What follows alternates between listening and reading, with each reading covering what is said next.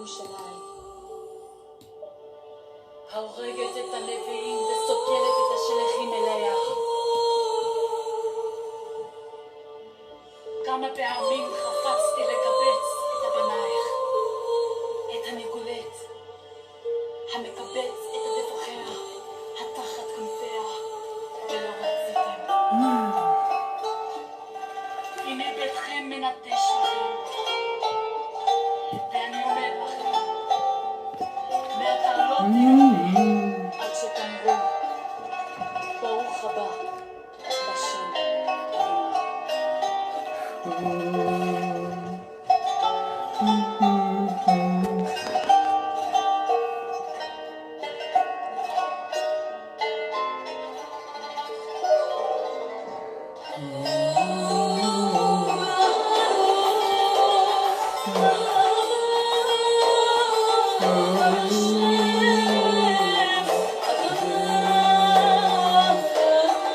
Oh mon Dieu, mon roi.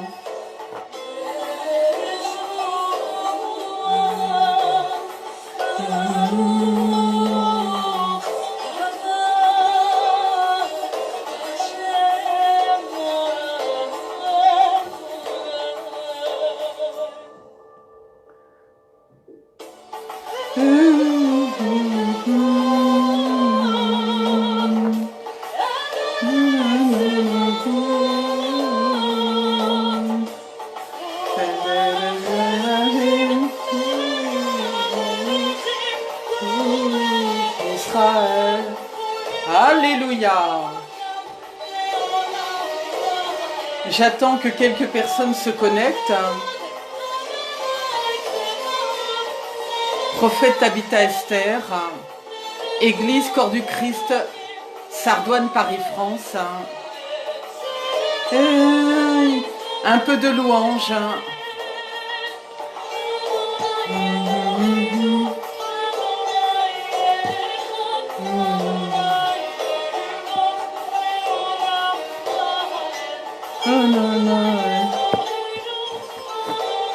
J'attends que quelques personnes se connectent.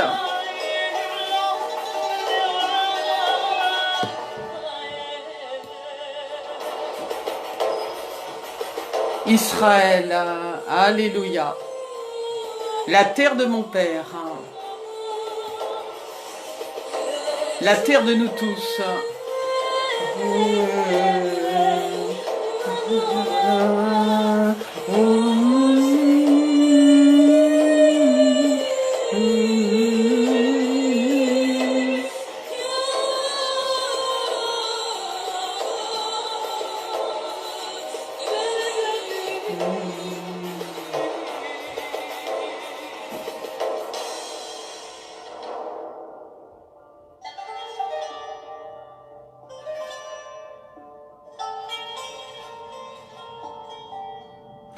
Oui, aujourd'hui, prophète Tabitha Esther, je voudrais porter une parole sur la foi. Un petit temps de parole. Et ensuite, partir travailler pour le Seigneur, pour d'autres choses. Donc j'attends que quelques personnes se connectent. Si vous êtes là, eh bien écoutez... Faites-moi signe. En attendant, je mets un peu de louange.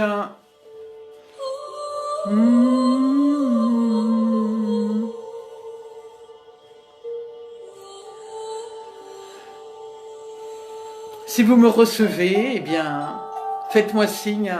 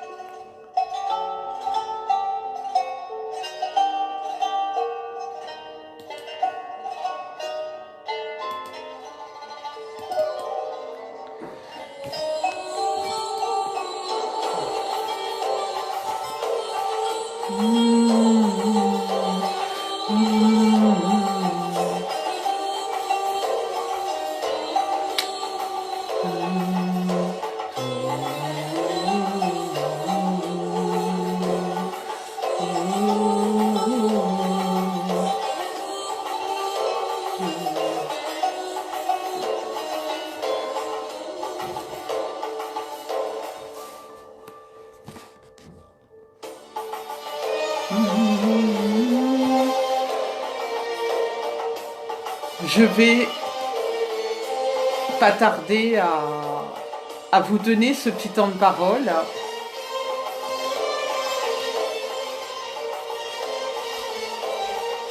Et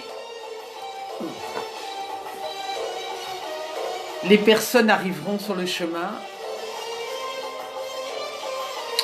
Je voulais, donc je suis le prophète Tabitha Esther, de l'église de Maison Sardoine Paris-France. Et j'avais à cœur de vous porter un temps de parole sur un sujet qui est majeur, c'est la foi. La foi qui est la démonstration de notre amour pour notre Père le Créateur. Parce que comment pourrions-nous avoir reconnu le Seigneur, mais sans aucune foi de ce qu'il peut faire dans nos vies, sans aucune foi de ce qu'il peut transformer dans nos vies. Donc, je mets mon Dieu en avant. Je mets mon Dieu en avant pour ce temps de parole. Je mets le Seigneur devant moi parce que je ne suis que son instrument et que le Saint-Esprit me conduise. Que son Saint-Esprit me conduise pendant ce temps de parole. Père, je viens te dire merci mon Dieu mon roi, merci Seigneur pour le souffle de vie que tu m'as accordé ce matin Seigneur. Je viens te dire merci mon Dieu mon roi pour le souffle de vie que tu as accordé à nos familles, pour mes frères, pour mes sœurs, pour tout ce qui respire, qui peut te louer, te magnifier Seigneur. Je viens te dire merci mon Dieu, merci pour le souffle de vie ce matin Seigneur. Et Seigneur, oui Père, prends toute la place, que tout esprit qui ne te glorifie pas, Seigneur, reste derrière, tombe dans les abîmes, mais que ton Saint-Esprit prenne la place pendant ce temps de parole, Père. Amen. Vous serez les bienvenus si vous vous connectez. Pour ce qui me concerne, je porte ce temps-là de parole. Que vous vous connectiez ou que vous vous connectiez plus tard. Amen.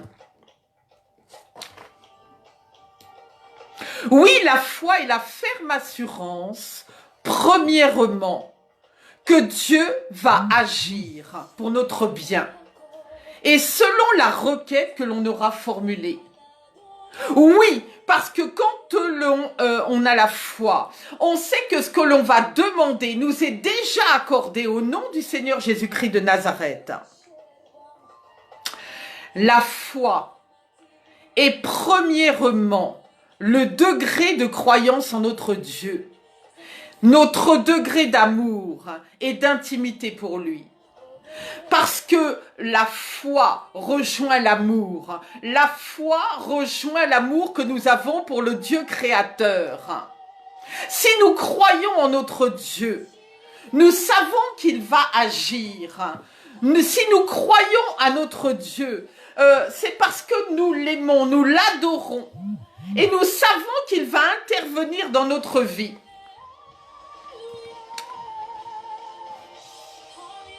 Faites-moi signe si vous me recevez sur le réseau. Faites-moi signe si vous me recevez sur le réseau.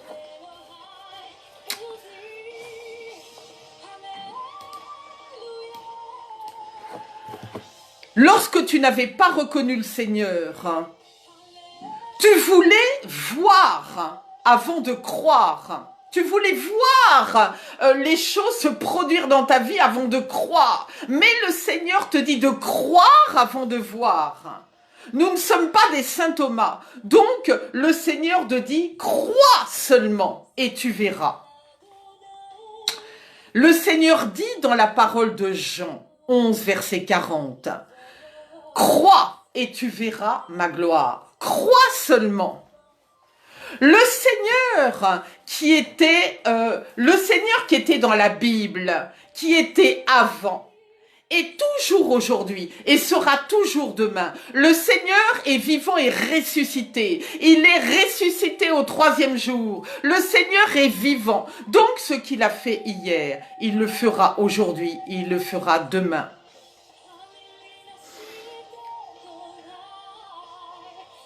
La foi est indissociable de l'amour que tu portes à Dieu. Et dès lors que tu l'as reconnu comme Seigneur et Sauveur, tu as intégré qu'il était ton tout, qu'il pouvait tout faire dans ta vie, tout faire, tout changer. À ce moment-là, tu as fait un deuxième pas, parce que quand tu as cru en lui, tu as cru en ce que ton Dieu pouvait faire dans ta vie. Tu as cru en ce que ton Dieu pouvait changer dans ta vie. Tu as cru à ce que ton Dieu pouvait te délivrer. Tu as cru à ce que ton Dieu pouvait te bénir. Tu as cru à ce que ton Dieu pouvait te guérir. Amen.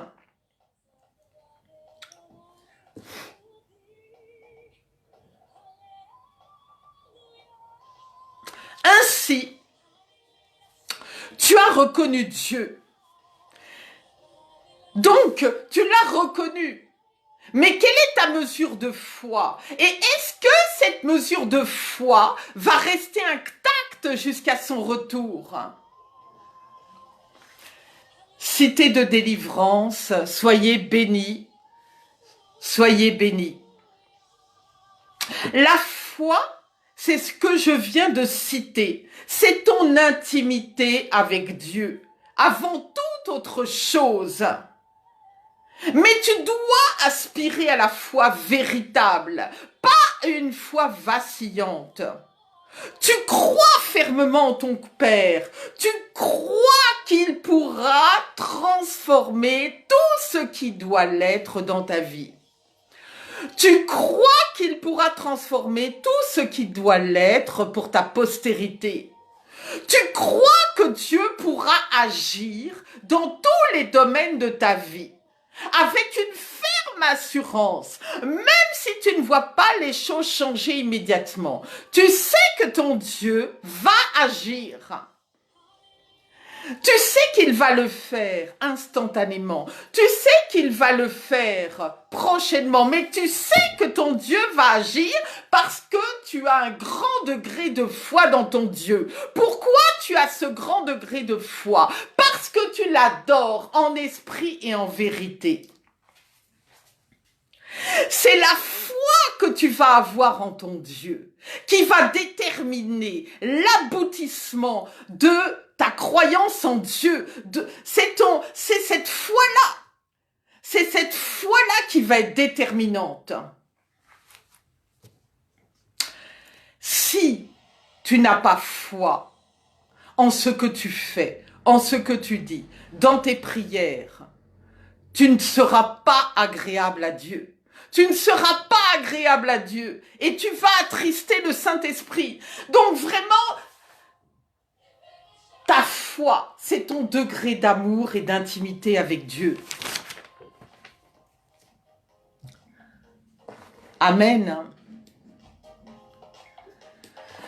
Comment tu pourrais servir Dieu et ne pas croire? Ton Dieu t'a révélé bien des choses sur ton avenir, mais tu ne crois plus, tu es découragé. Tu dois garder foi en Dieu, ton Dieu de la promesse. Tu dois garder la foi.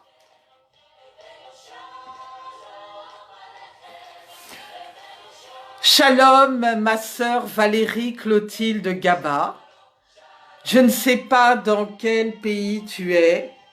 Je m'adresse à des hommes et des femmes de foi. Sois bénie là où tu te trouves. Sois bénie, ma sœur Valérie. Et tu es la bienvenue. Parce que ce qu'il nous manque bien souvent, c'est la foi. C'est la foi dans ce que nous faisons. C'est la foi dans nos prières. C'est la foi dans celui que nous avons reconnu. J'ai un bon exemple à vous donner. Lorsque vous êtes dans le RER, quel que soit le transport que vous prenez, dans un avion, vous montez, vous vous posez sur le siège de l'avion. Vous avez foi en votre Dieu parce que le gars qui pilote, vous ne savez pas si le gars il va aller bien ou pas, si l'avion il va tenir ou pas. Votre foi et vous devez avoir foi parce que c'est Dieu qui vous amène d'un point A à un point B. C'est Dieu qui préserve votre vie dans cet avion. N'est-ce pas? Donc, quand nous voyons certaines personnes monter dans des trains, monter dans des avions, sans se poser de questions, sans prier, ces personnes-là ne se sont même pas recommandées au Seigneur. Mais c'est Dieu qui est au contrôle de toutes ces choses et qui peut tout faire basculer. Tu marches dans ta vie et tu ne sais pas ce qui t'attend le matin quand tu te mets en route. C'est pour ça qu'il est important de prier le matin pour recommander ta journée, de prier le soir pour recommander ta nuit. Le Seigneur dit, je ferai marcher les aveugles, dans Isaïe 42:16. Marcher par la foi, c'est accepter de marcher comme un aveugle. Oui, parce que ton Dieu est ton guide. J'aime beaucoup cette parole. Regardez un aveugle. Il a une canne. Il est dans le noir. Il ne voit pas. Et pourtant, il est guidé. Il est guidé. L'aveugle marche sans voir et avec sa canne, peut-être avec son chien. Mais toi, tu dois être cet aveugle qui te dit oui. Ma canne, c'est le Seigneur Jésus-Christ de Nazareth. C'est lui qui me conduit vers de verts pâturages. Je ne vois pas, je ne sais pas ce qui va se passer devant moi. Je ne sais pas ce qui va se passer dans mon avenir. Mais je crois en mon guide. Je crois en mon guide, à celui qui va me conduire sur le chemin. Il sait quel chemin je vais emprunter, quel chemin je vais traverser. Mais je crois en mon guide. Regardez à la montagne. Regardez bien. Les gens partent avec un guide. Un guide qui n'est pas forcément chrétien. Mais ils le suivent. Ils le suivent. Sans même, c'est un guide montagnard. Il dit qu'il est aguerri, qu'il connaît toutes choses. Et pourtant, le même guide montagnard, il y a eu des accidents. Il y a des guides qui sont décédés. Or, là, on vient te parler du guide par excellence, le Seigneur Jésus-Christ de Nazareth. Parce qu'avec ce guide-là, tu ne tomberas pas dans la crevasse, la première crevasse venue. Tu ne tomberas pas dans celle-là. Avec ce guide-là, tu as l'assurance d'aller sur le bon chemin. Tu as l'assurance d'être mené vers le royaume des cieux. Tu as l'assurance d'être sur la bonne route. Amen. Kolia sakaya mataya shikaya mateya yamakolia sakaya matesa. Soyez bénis, prophète Germain. Soyez bénis. Je bénis le territoire des USA. Si je crois que vous êtes aux USA, alors si je me trompe, vous me le dites. Soyez bénis sur votre territoire. Soyez bénis vous-même ainsi que votre assemblée. Voilà, donc c'est ton guide. Le Seigneur dit dans la parole, je les ferai marcher les aveugles sur un chemin qu'ils ne voient pas. Je changerai leurs ténèbres en lumière. Dans la parole d'Isaïe 42:16. C'est pas moi qui le dis, c'est le Seigneur. Le Seigneur me délivrera de tout mal et me fera entrer sain et sauf dans le royaume. Dans la parole de Timothée 4, verset 18. Tu ne vois pas le chemin. Tu ne vois pas les cailloux. Tu ne vois pas les épreuves, tu ne connais pas les obstacles, mais Dieu l'a dit, il ne s'en repentira point. Tu l'as reconnu, tu es son fils et sa fille. Il tiendra ta main sur le chemin et tes anges ouvriront et fermeront ta marche. Cette parole est pour toi qui m'écoutes. Cette parole est pour toi. Oui, certes, ton guide, c'est ça. Comment on dit, l'omnipotence du Seigneur Jésus-Christ de Nazareth, c'est que tu ne vois pas ton Dieu, mais il se manifeste à toi.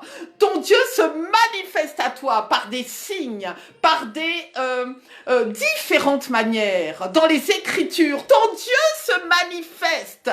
Chacun d'entre nous a ses manifestations qui lui sont propres. Donc ton Dieu se manifeste à toi, il est avec toi tous les jours de ta vie. Voilà la question de la foi. La foi, ce n'est pas seulement reconnaître le Seigneur. Et lorsque les problèmes surviennent, toute la foi est vacillante. Le découragement apparaît. Tu ne veux plus croire en celui qui t'a cru bien avant que tu sois dans le ventre maternel. Cette foi-là, qui plaît à Dieu, doit être indéboulonnable, doit être inébranlable. C'est quoi cette foi inébranlable? C'est qu'en toi, comme la parole de Jérémie 17:8, il est planté près des eaux, qui étend ses racines sur le courant. Ce feuillage reste vert.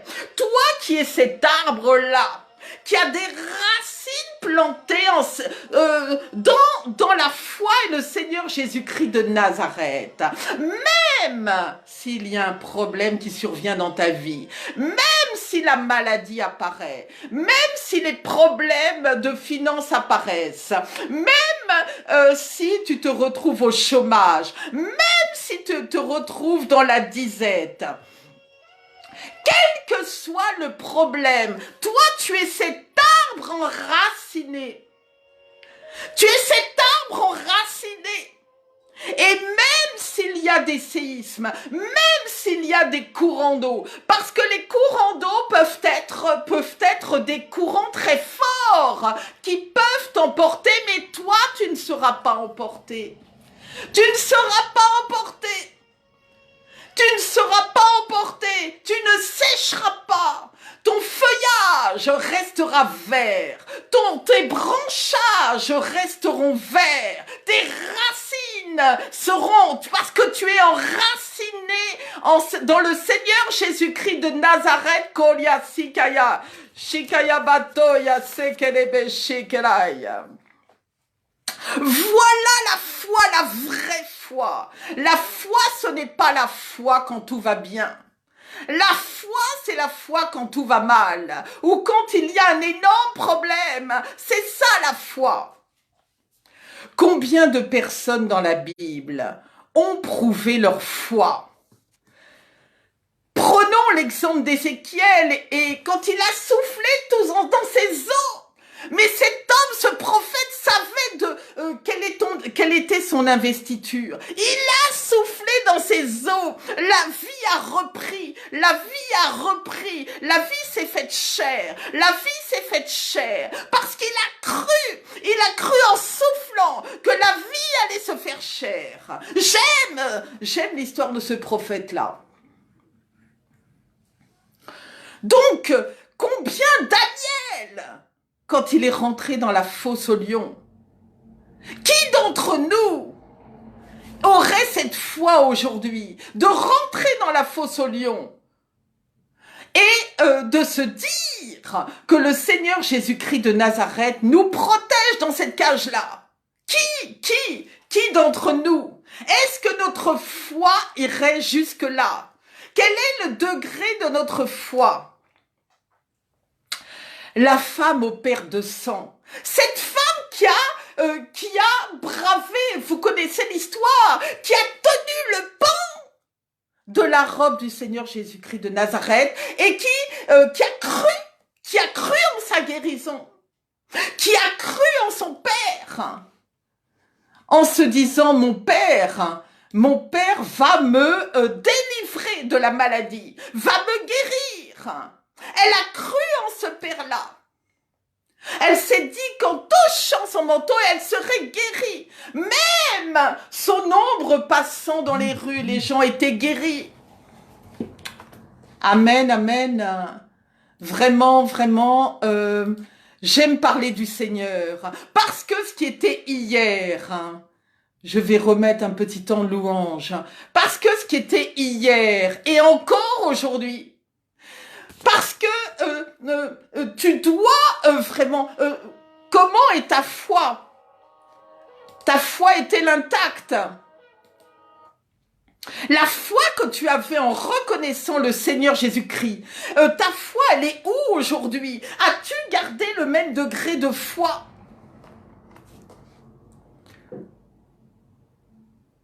Amen. Sois bénie, ma sœur Cindy. Oh, il y a longtemps. J'espère que tu vas bien. Sois bénie, femme de foi. Oui, nous devons être des gens de foi.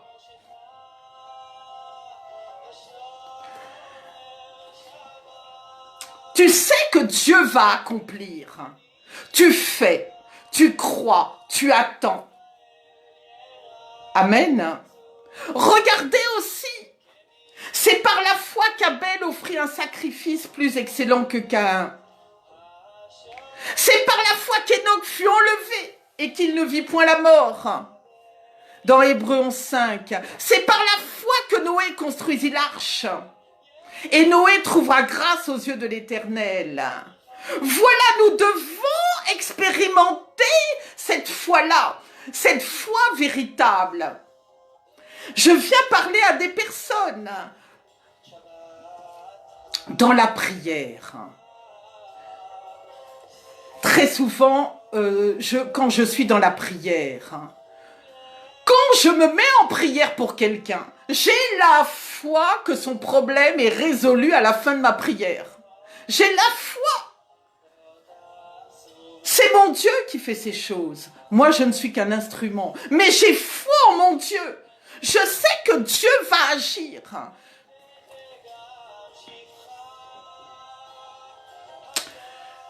Tu dois avoir la foi lorsque tu es malade, lorsqu'on prie.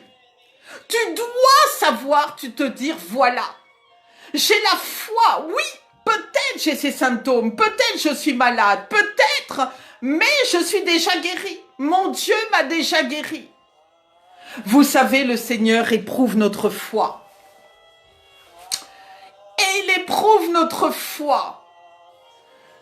Je me suis retrouvée un jour, je vous dis la vérité, devant un radiologue qui m'a dit, « Madame, je vois quelque chose là. » L'homme était revenu avec la radio. J'ai dit à cet homme, le Seigneur m'entend, je parle en vérité. J'ai dit, regardez le radiologue. Je lui ai dit, non, je n'ai rien. L'homme m'a dit, écoutez madame, c'est moi le radiologue. Vous n'êtes pas médecin. Si je vous dis que je vois quelque chose, je vois quelque chose. Moi, j'ai dit, j'ai maintenu ma foi. J'ai gardé ma foi. Comment se pourrait-il, alors que en nous réside le Saint-Esprit, nous soyons malades? Je refusais la maladie. J'ai refusé. J'ai dit à cet homme, non, je ne vois rien. L'homme est parti refaire sa radio.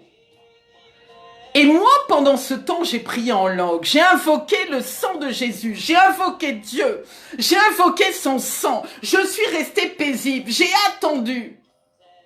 Étais-je plus rassurée que les autres? Mais j'ai gardé la foi. J'ai gardé la foi en celui que j'avais reconnu. J'ai gardé la foi en celui qui m'avait reconnu avant que je sois dans le ventre maternel. J'ai gardé cette foi-là. Et j'ai dit, je n'ai rien, je ne suis pas malade, je n'ai rien sur ma radio au nom de Jésus. L'homme est revenu. Il m'a regardé, il n'a même pas reposé la radio, il m'a dit, madame, passez à l'accueil, réglez ce que vous devez, Nous en avons terminé. Vous partirez avec votre rapport.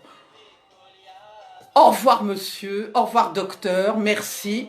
Je n'ai pas posé de questions. Je suis passée à l'accueil. J'ai récupéré mes radios. Le rapport, il n'y avait rien sur le rapport. Rien, tout allait bien. J'ai dit merci mon Dieu. Merci mon Dieu. Voilà comment le Seigneur nous éprouve dans la foi. Voilà un exemple que je voulais vous donner.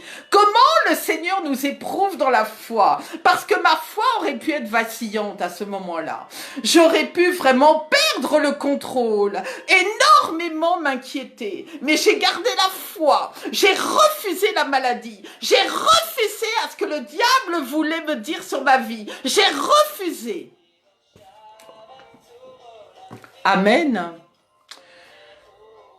Il en est de même pour la pauvreté. Oui, le Seigneur ne nous a pas appelés à être pauvres. Il nous a dit que nous serions prospères à tous égards. Alors, lorsque tu vois des situations où l'argent manque, où les greniers se vident, où il y a des dettes, cela ne vient pas du Seigneur. Le Seigneur a dit que nous ne manquerions de rien. Que nous serions prospères à tous égards. Tous égards, c'est aussi les fruits que nous portons. Nous ne manquerons de rien. Moi, je remercie le Seigneur. Je n'ai jamais manqué de rien. Jamais manqué de rien.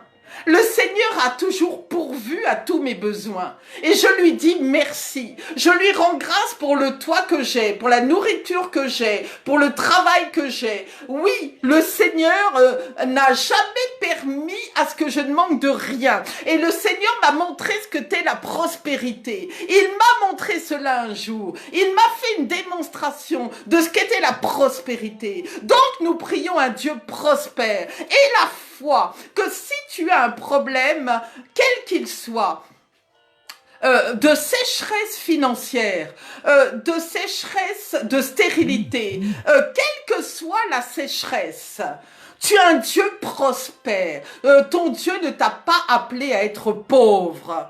Ce n'est pas vrai. Ton Dieu ne t'est pas appelé à cela. Donc, aie foi. Et foi, parce que ton Dieu comment dirait-on, ne permettra jamais à ce que tu sois dans la disette, ne permettra jamais à ce que tu manques de telle ou telle chose. Non, ce n'est pas vrai. Ce n'est pas vrai. C'est une anomalie. S'il y a une sécheresse, c'est une anomalie. Mais quel que soit ce que tu as, et j'aime cette parole parce qu'elle est tellement vraie. Si tu as peu, réjouis-toi. Si tu as un peu plus, réjouis-toi. Si tu as beaucoup, apprends à gérer ce que le Seigneur te donne. Comme l'histoire des talents que l'on a donnés aux uns et aux autres. C'est faire fructifier ce que le Seigneur te donne et réjouis-toi. Réjouis-toi. Parce que le Seigneur peut te donner un petit peu et après il te donne un peu plus. Et s'il voit que tu te réjouis avec ce que tu as déjà, il te donnera encore plus. Réjouis-toi avec ce que tu as. Tu dois avoir la foi aussi pour ton mariage. Pour les enfants, tu dois avoir la foi. Le Seigneur sait pourquoi tu n'es pas marié. Le Seigneur n'a jamais dit que tu allais rester seul. Le Seigneur n'a jamais dit ça. Au contraire, il est bien qu'un homme soit avec une femme. Mais toutes ces choses se font au temps du Seigneur. Si tu n'es pas marié, garde la foi. Peut-être le Seigneur a décidé que tu ne sois pas marié pour l'instant parce que tu n'es pas prêt ou prête. Parce qu'il y a des choses qui doivent être transformées en toi. Parce qu'il y a des malédictions ou des liens qui doivent être brisés. Si tu es issu d'une famille de divorce, que tu n'as pas brisé ces liens et que tu demandes le mariage au Seigneur, il faut garder la foi. Le Seigneur va faire, mais prie pour que ces liens soient brisés. Toi-même, tu as des choses que tu dois changer dans ton caractère. Prie le Seigneur, et c'est peut-être pas le temps, mais garde la foi. Garde la foi, parce que le Seigneur ne court pas comme dit la parole, dans les cantiques des cantiques, ne court pas dans les rues de la ville pour rattraper cet homme. Il arrivera à ta fenêtre au temps convenable. C'est une façon de parler, mais crois que le Seigneur amènera cette personne, cet homme ou cette femme devant toi. Garde la foi. Même si tu es célibataire depuis nombre d'années, garde la foi. Moi, je suis un très bon exemple. Vraiment. Vraiment. Ça, c'est mon témoignage. J'étais cette femme avant, mais je suis une nouvelle créature. J'étais cette femme qui sortait beaucoup, qui sortait avec beaucoup d'hommes, oui. Et quand j'ai reconnu le Seigneur, j'ai reconnu le Seigneur en 2006, d'accord? Depuis ce temps, je n'ai pas tourné mon regard à droite ou à gauche. Comment dirait-on? Je n'ai pas fait de mauvaises choses avec un monsieur, n'est-ce pas? J'ai gardé la foi. J'ai dit, Seigneur, c'est ta volonté, que ta volonté s'établisse pour cette question. Mais j'ai tenu ferme. J'ai tenu ferme. Parce que je ne voulais pas faire des choses qui déplaisent à mon Dieu. Et d'ailleurs, le Saint-Esprit, normalement, quand tu fais des choses comme ça, que tu pars dans la fornication ou autre chose, normalement, si tu es équipé du Saint-Esprit, il doit t'alerter que tu es dans la mauvaise voie. Donc toi, qui n'es pas encore marié et qui souhaite rentrer dans le mariage, garde la foi en Dieu, présente ta situation au Seigneur et attends. Attends seulement, parce que le Seigneur sait pourquoi tu n'es pas marié. Moi, je bénis, vraiment, je remercie de tout mon cœur le Seigneur, parce que moi-même, toutes ces années-là, le Seigneur m'a permis de marcher avec lui. Avec lui. Je marche avec mon guide. Et selon la volonté de Dieu, voilà, il me mariera ou non, selon sa volonté. Mais moi, je m'en remets au Seigneur, que sa volonté soit faite. Amen. Et foi aussi pour les enfants. Non, mais franchement, il faut que tu aies foi, femme qui m'écoute. Tu as un Dieu de multiplication. Tu n'es pas un Dieu qui laisse les femmes avec des ventres stériles. Ce qu'il a fait avec Sarah, il peut le faire avec toi aussi. Il n'y a pas, comment dirait-on, de ventre sec. Je ne crois pas en ça. Donc toi, qui est sans enfant pour l'instant, le Seigneur peut t'amener cet enfant que tu souhaites avoir, même plusieurs enfants. Oui, vraiment, garde la foi. Garde cette foi inébranlable, que le Seigneur est en train d'agir. Peut-être que ce n'est pas le temps. C'est aussi une affaire de temps. Et si le Seigneur ne t'a pas amené cet enfant, ça peut être une affaire de temps. Il te l'amènera au temps convenable. Mais garde la foi. Et continue à prier. Continue à prier. Ton Dieu t'entend. Garde la foi. Tu n'es pas stérile. Refuse tout esprit de sécheresse dans ton ventre. Au nom de Jésus.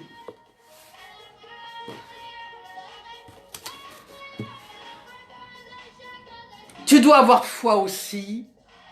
Combien de personnes sont sur le territoire, attendent leur papier définitif, se sentent vraiment comme des inconnus sur le territoire où elles se trouvent. Elles ne sont même pas reconnues sur le territoire où elles se trouvent, mais garde la foi.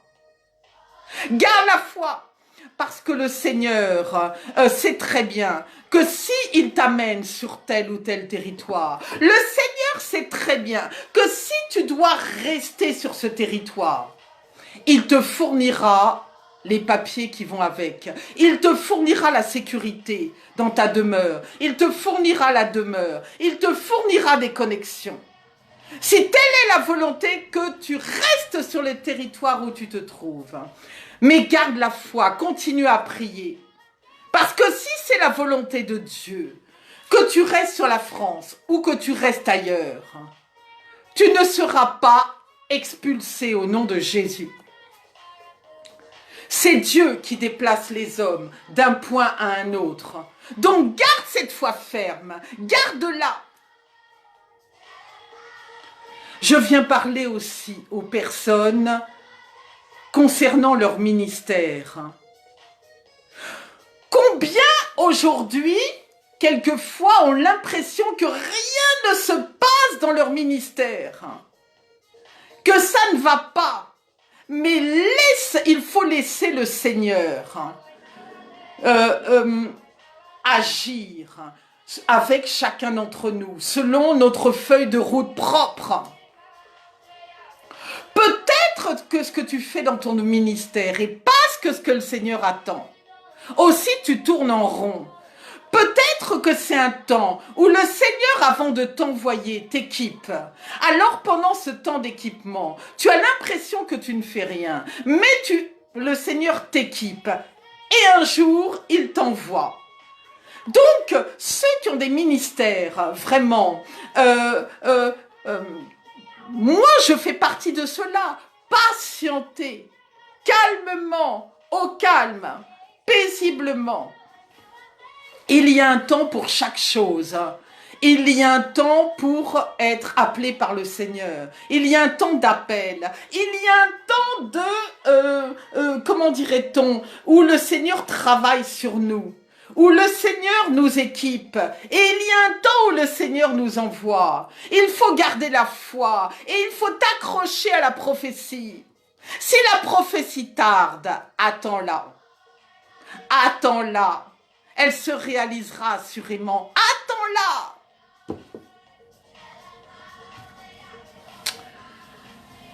Vraiment, vraiment, oui. Oui, il faut vraiment garder la foi. Garder la foi dans toutes les situations. C'est ça la foi véritable. La foi de se dire que celui qui te dit que tu es malade, non, tu n'es pas malade. Celui qui te dit que tu n'y arriveras pas, si, tu es voué à l'excellence. Celui qui te dit que tu es pauvre, non, tu es riche. Tu es riche parce que tu fais partie de l'ambassade des cieux. Tu es riche, tu es riche. Celui qui te dit que tu n'arriveras jamais à rien. Mais le Seigneur, oui, comme je le disais, tu es voué à l'excellence. Tu es voué à des choses merveilleuses et glorieuses. Tu n'es pas voué à l'échec. Celui qui t'a dit que ton ministère n'avancera pas. Ton Dieu a ta feuille de route dans les mains. Accroche-toi, comme je te le disais, à la parole, à la prophétie. Accroche-toi à elle. Attends seulement. Ce qui manque à l'homme, c'est la sagesse. Et cela nous manque bien souvent. Nous ne voulons pas patienter. Pourquoi aujourd'hui il y a des dérives? Parce que l'homme ne veut pas attendre. L'homme ne veut pas attendre. Pourquoi il y a tant de dérives dans le ministère? Parce que l'homme veut l'instantané. L'homme veut tout de suite la prospérité et l'argent. L'homme veut tout de suite des foules. Mais avant qu'il y ait ces foules, il faut déjà que tu aies, comment dirait-on, que tu te sois occupé de ta famille. Avant qu'il y ait ces foules, est-ce que tu as réussi à gagner des âmes dans la rue et à parler, à au moins gagner une âme, 2 âmes, 3 âmes? Avant qu'il y ait ces foules, est-ce que tu es équipé? Le monde d'aujourd'hui est un monde instantané. Oui, le Seigneur peut agir instantanément dans une situation. te concernant. Mais le Seigneur agit quand il veut, où il veut, avec qui il veut. Donc, ne soyons pas empressés de toutes choses. Celui qui a la sagesse, qui sait attendre, le Seigneur agira assurément. Amen. Ah, soyez bénis, prophétesse Dorcas. Je bénis le territoire du Congo. Je bénis, soyez bénis pour tout le travail que vous faites là-bas sur le territoire du Congo. Je bénis les serviteurs qui se sont connectés. Soyez bénis. Ah, prophétesse Dorcas, femme de foi aussi. Soyez bénis. Quel est l'état de ta foi aujourd'hui? Quel est l'état de ta foi? Est-ce que oui, le Seigneur dit, mais est-ce que je retrouverai des hommes, des femmes qui ont la même foi qu'ils avaient quand ils m'ont reconnu? Et comment est ta foi aujourd'hui? Est-ce que tu es de cette personne qui est découragée? Est-ce que tu es de cette personne qui veut plus entendre parler du Seigneur, celui que tu as reconnu comme ton sauveur? Tu veux plus le reconnaître parce que tu considères qu'il n'a pas agi assez vite. Tu considères que tu as cru en lui, mais que les choses n'arrivent pas. Quel est ton degré de foi? Où en est ta foi aujourd'hui? Il faut que tu fasses un check-up de ta foi aujourd'hui. Où en es-tu? C'est des questions que je veux te poser. Quel est ton degré d'amour pour ton Dieu? Ton degré d'intimité et de confiance avec lui? Parce que si tu veux lâcher la main du Seigneur, parce qu'il n'agit pas assez vite dans tous les domaines que j'ai cités, cela peut vouloir dire que ton degré d'amour et d'intimité avec ton Père n'est pas suffisant. Tu n'adores pas assez ton Dieu pour te dire que ton Dieu peut tout faire dans ta vie. Tu ne l'adores pas assez. Aussi, tu dois plier le genou et lui demander pardon. Pardon, Père. Pardon pour mon manque de confiance. Pardon pour mon manque d'intimité. Je t'ai reconnu. Pardon pour mon manque de foi. Oui, pardon Seigneur, parce que ma foi peut vaciller Seigneur. Mais toi Seigneur, tu peux me refortifier dans ma foi. Parce que le Seigneur sait faire ces choses. J'ai vu des situations, on vit tous des situations et des expériences, où on a des moments de découragement. Qui n'en a pas eu? Qui n'en a pas? Mais présentement, le Seigneur le sait, parce qu'il sonde les cœurs et les reins, lui qui connaît le nombre de nos cheveux. Quand on a ce découragement, remarquez bien, le Seigneur vient amener une bonne nouvelle. Le Seigneur vient faire quelque chose qui va rebooster ta foi. Remarquez bien ça. Donc, soyez bénis, servante, femme vertueuse, Esther Janine Mendes. Je bénis à nouveau le territoire du Congo. Ah, je bénis la petite Elijah. Ah, shalom. Et toute la famille Mendes. Voilà le Dieu de la multiplication qui s'est manifesté dans cette famille. Je bénis aussi la vie de l'apôtre Timothée Manzele. Rappelez-moi où vous êtes situé, apôtre, que je bénisse votre territoire. Rappelez-moi où vous vous trouvez. Oh, il y a longtemps que nous n'avons pas été connectés ensemble. Je suis très content de vous voir sur le réseau.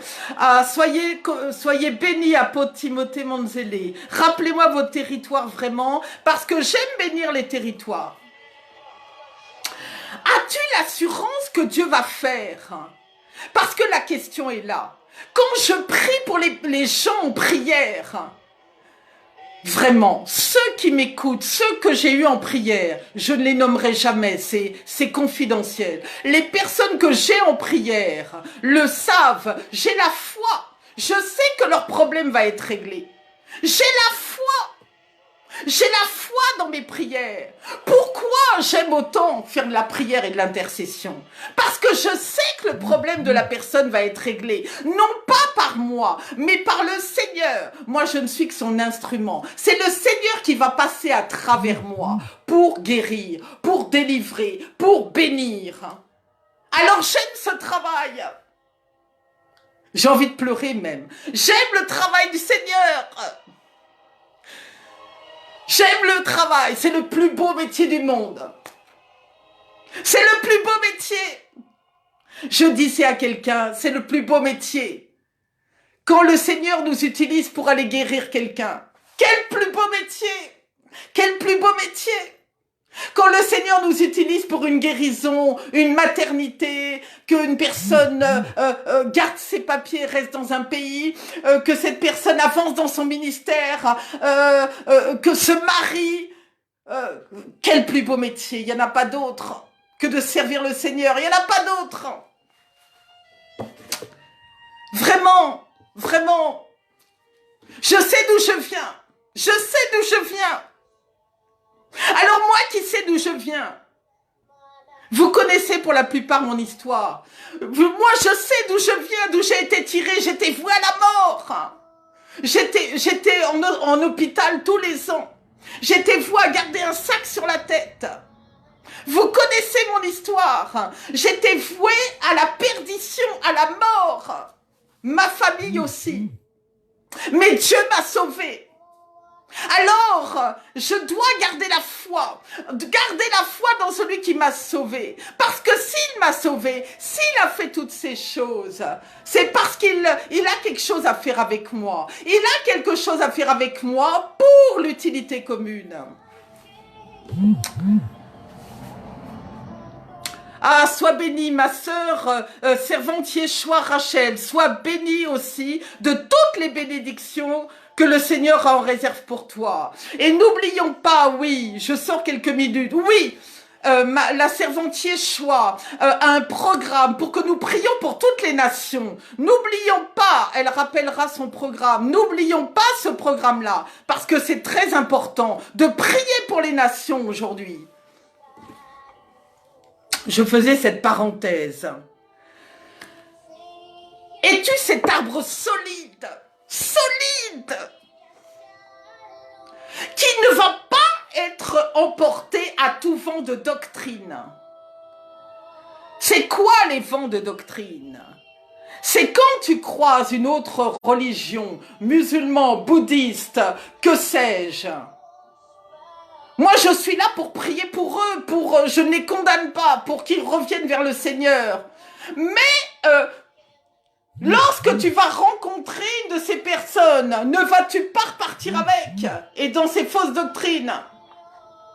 J'ai vu des sœurs et des chrétiens qui avaient reconnu le Seigneur et qui, à la rencontre d'une autre religion, sont partis avec un Dieu de babioles, de statuettes, un Dieu qui ne voit point, qui n'entend point, qui ne parle point, un Dieu fantôme, un Dieu qui n'existe pas, comme les dieux musulmans, qui n'existe pas, qui n'a jamais existé même, qui n'a jamais été reconnu, comme le Dieu vivant qui est mort même, ce prophète-là, qui est mort même. Nous prions le Dieu vivant.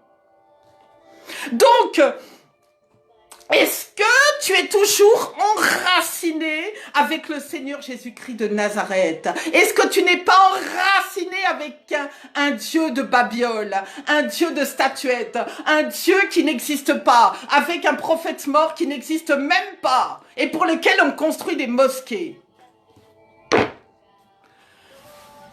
Non. Parce que moi, je ne suis pas enrôlée dans la doctrine, parce que je sais d'où je viens, je sais que mon Père est avec moi, je sais qu'il existe bien, et il s'en est prouvé par bien des situations.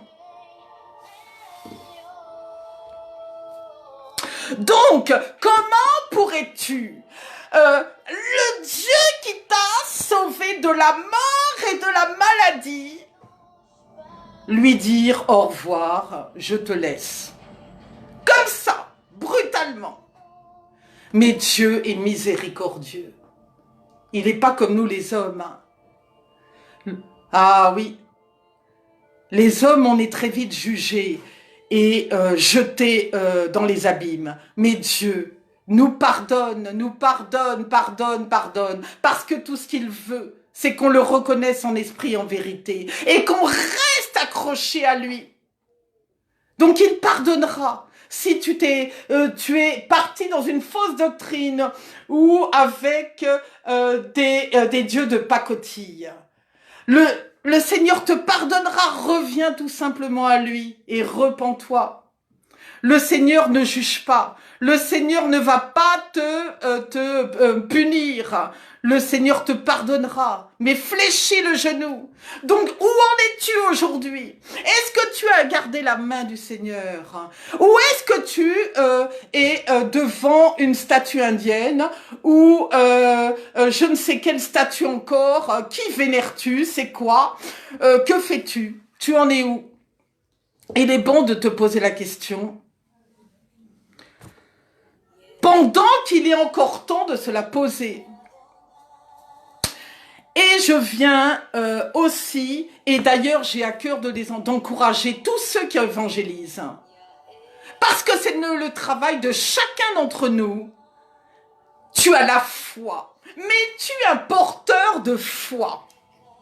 Et tu, ce porteur de foi, qui va dans l'adoration, aller parler de ton Père, dans les rues, sans peur aucune, sans angoisse aucune, aller parler de ton Père par tous les chemins que tu fouleras à tes pieds, aller parler de ton Père dans toutes les circonstances, lieu de travail, en ville, réunion d'évangélisation, quelle que soit l'évangélisation, c'est un travail, on va dire, dans tous les domaines, tous les chemins. Tu peux évangéliser à ton travail, dehors, quel que soit. Parce que tu as la foi, mais est-ce que tu es porteur de foi? Porteur de foi à ceux qui t'entourent. Combien de personnes nous rencontrons? Ces personnes, à ce moment-là, ont besoin de quelqu'un qui les amène dans la foi. Combien de personnes sont découragées? Combien de personnes sont malades? Combien de personnes sont sans abri? Combien sont-ils? Mais si tu as cette foi que tu peux transporter autour de toi, afin que d'autres aient la même foi que toi, tu vas faire de grandes choses. Je bénis aujourd'hui tous ceux qui vont porter les évangiles. Ils se reconnaîtront tous. Je bénis tous les évangélistes. C'est le plus noble travail, le plus important travail dans le ministère. Je bénis toutes ces personnes parce qu'ils sont porteurs de foi, diffuseurs de foi. Donc, il n'est pas simplement comment dirait-on, d'avoir la foi. Mais cette foi-là, il faut la diffuser autour de nous comme un bon parfum, comme un parfum de bonne odeur.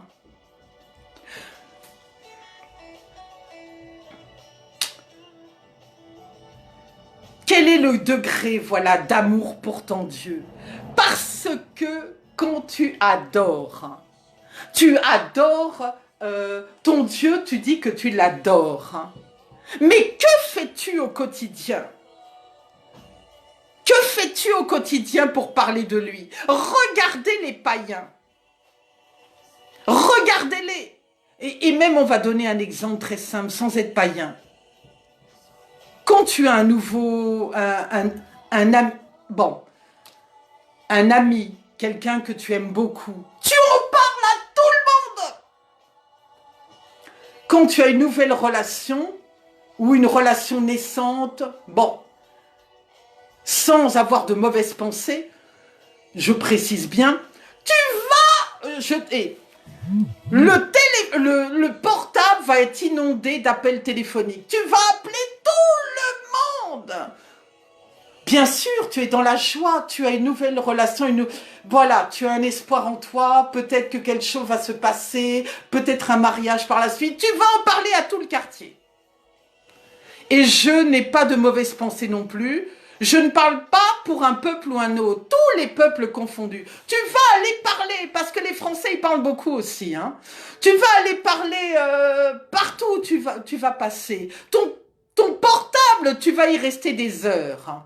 Alors même que quand il s'agit de parler du Seigneur, alors là, le portable reste endormi. Or, ne soyons pas, je ne dis pas ça parce que je travaille dans la portabilité, du tout. Mais le portable doit servir, bien sûr c'est un objet utilitaire, mais doit servir pour la gloire de Dieu. Pour diffuser des paroles, pour voilà tout ce, il y a de bonnes choses sur le réseau. Voilà à quoi doit servir le portable. Le portable doit servir à vraiment à être utilisé pour la gloire de Dieu, pour répandre son nom. Et nous bénissons tous notre matériel technologique, parce que sans cette technologie, eh bien, écoutez, nous sommes heureux de l'avoir aujourd'hui pour diffuser le nom du Seigneur partout dans le monde, à l'échelle mondiale. Tout n'est pas bon dans ce réseau, mais il y a des bonnes choses. Donc, l'amour, quand tu aimes, comment? Tu aimes tellement que tu finis par pleurer même. Quand tu aimes ton Dieu, et que tu commences à lui parler et à te rappeler ce qu'il a fait pour toi, tu pleures. Hein. Moi, si je commence à parler comme ça, je vais avoir la larme qui va arriver.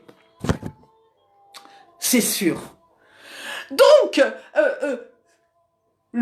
comment dire, tu adores normalement, si tu adores Dieu, tu dois vouloir en parler à la terre entière.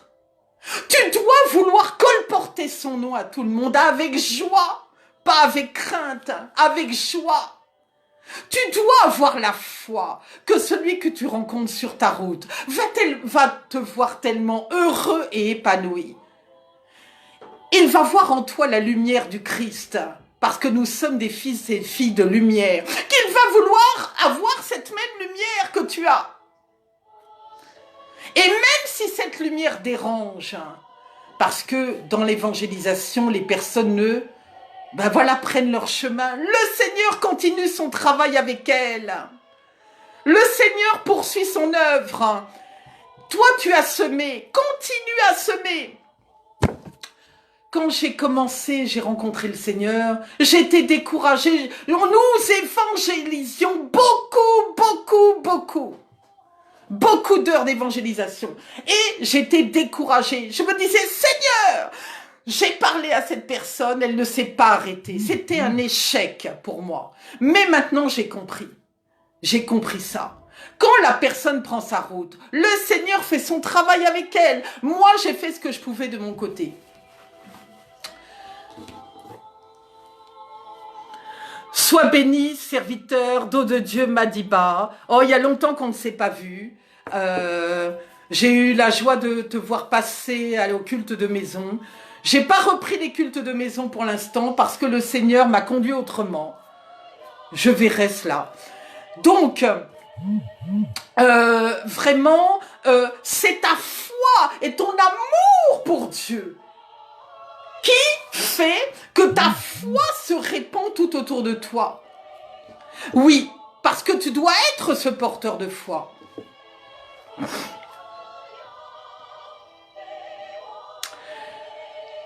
Aussi, j'ai quand même quelque chose à dire, pas en conclusion, mais je ferai une petite prière à la fin.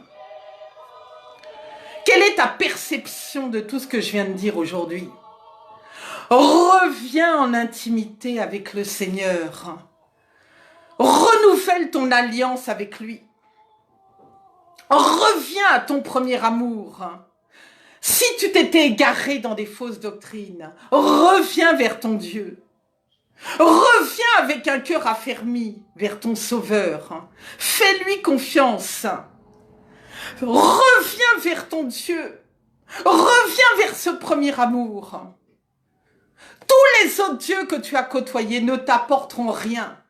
Ils ne t'apporteront rien. Ils t'apporteront que la misère, le désespoir, le pire. Ils t'apporteront le pire. Mais reviens à ton Dieu. Viens renouveler ton alliance avec lui. Viens demander à ton Dieu une nouvelle mesure de foi.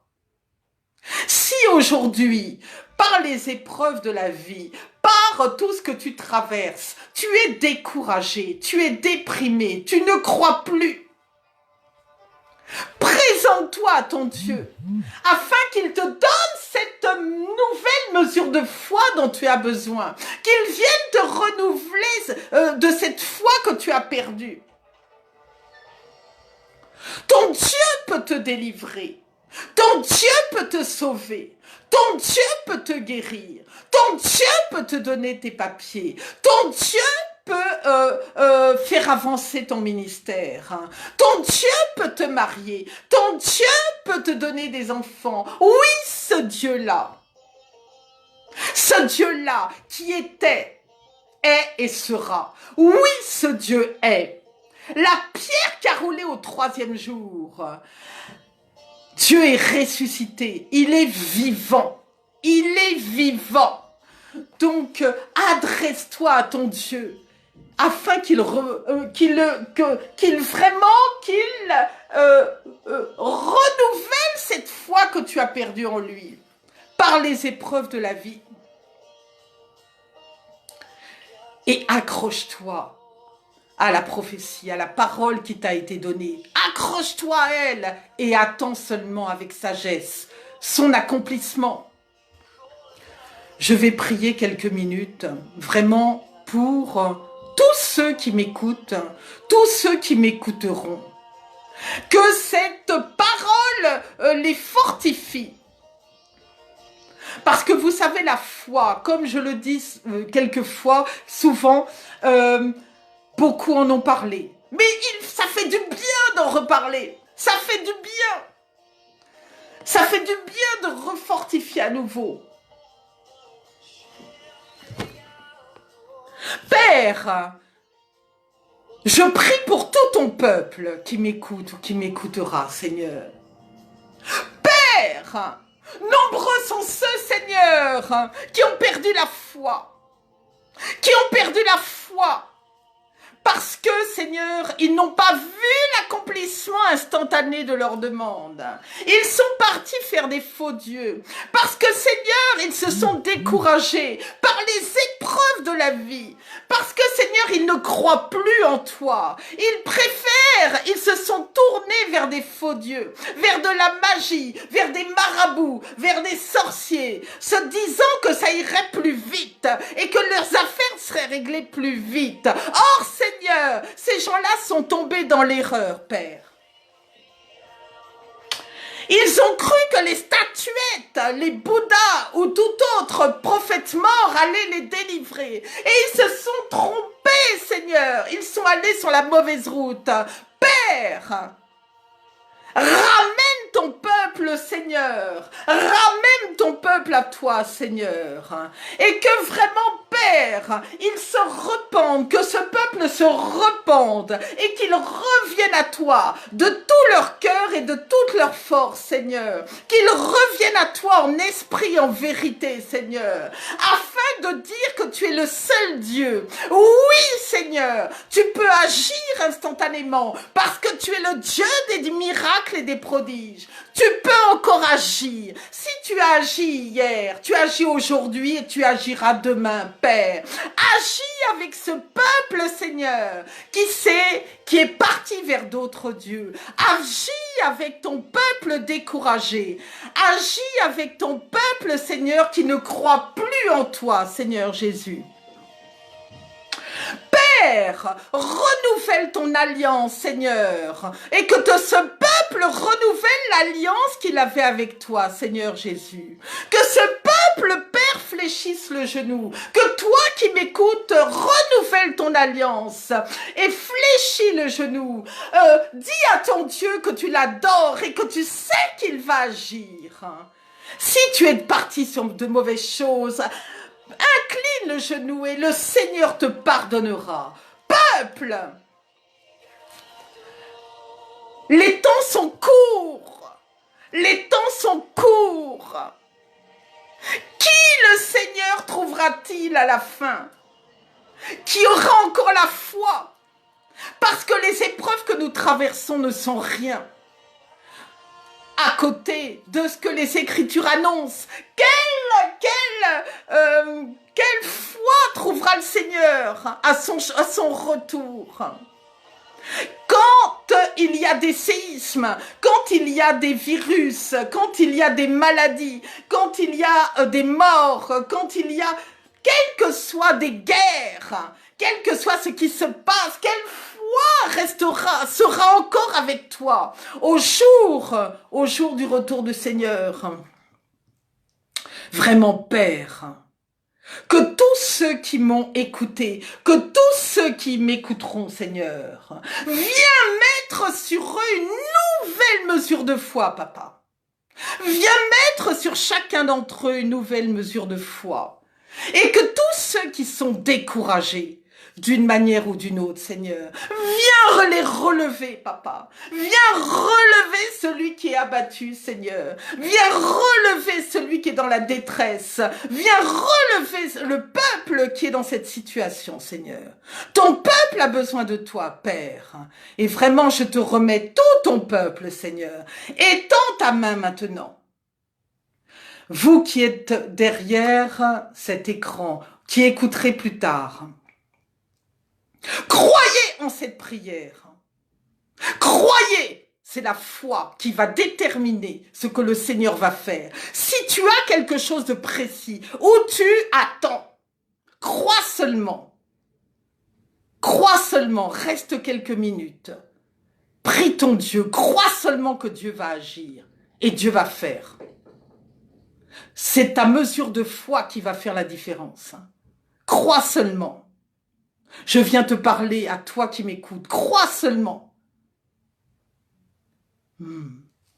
Merci Seigneur. Merci Seigneur. Vraiment bénis. Bénis tout ce peuple qui est dans cet outil, qui, dans le monde, dans les nations, bénis chacun selon ses attentes, Seigneur. Soyez tous bénis, vraiment. J'espère que cette parole vous a fait du bien. Que la foi véritable soit votre partage. Que vous ne lâchiez pas la main du Seigneur. Et le Seigneur va faire. Il a une feuille de route pour chacun d'entre vous. Le Seigneur va faire. Ayez la sagesse, ayez la patience et priez, priez, priez.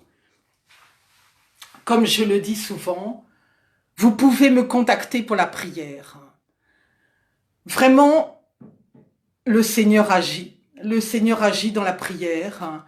Vous pouvez me contacter en inbox sur sur mes numéros de téléphone que j'ai mis sur mon Facebook. Vous pouvez me contacter, nous pouvons prendre un rendez-vous de prière.